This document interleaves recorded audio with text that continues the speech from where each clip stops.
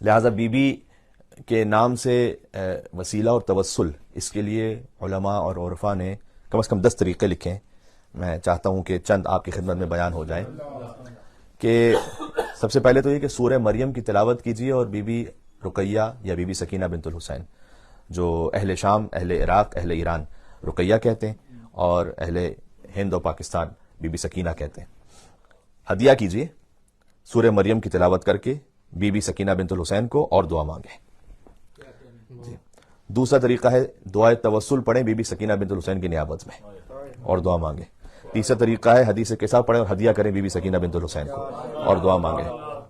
چوتھا طریقہ ہے اما یجیب المضطر اذا دعاه ویکشف السوء کو 21 مرتبہ پڑھیں اور بی بی سکینہ سلام اللہ علیہا کو ہدیہ کرتے ہوئے دعا مانگیں. پانچواں طریقہ ہے ایک استغاثہ. اس استغاثہ کے 7 جملے ہیں الگ الگ، میں اس میں 3 یا 4 آپ کی خدمت میں پیش کروں تاکہ وہ آسان جو جملے وہ آپ کو یاد رہ جائیں. یا غیاث المستغیثین کسے یاد نہیں؟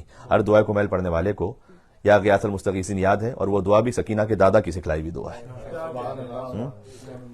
یا غیاث المستغیثین، اے فریاد کرنے والوں کی فریاد سننے والے، اغثنی، تو میری فریاد کو سن لے، بے مقام السیدہ رقیہ ادرکنی.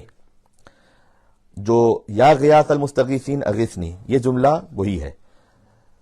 بے مقام سیدہ رقیہ ادرکنی ایک مقام پر ہے، بے مصاب سیدہ رقیہ ادرکنی، بے نور سیدہ رقیہ ادرکنی، بے شفاعت سیدہ رقیہ ادرکنی. اے فریاد کرنے والوں کی فریاد سننے والے، تو میری فریاد سن لے، تجھے سیدہ سکینہ کے مقام کا واسطہ، تجھے سیدہ سکینہ کے مصائب کا واسطہ، تجھے سیدہ سکینہ کے نور کا واسطہ، تجھے سیدہ سکینہ کی شفاعت کا واسطہ. اور پھر آپ دعا مانگیں. تو یہ تمام استغاثوں کے طریقے ہیں بی بی سکینہ بنت الحسین سے.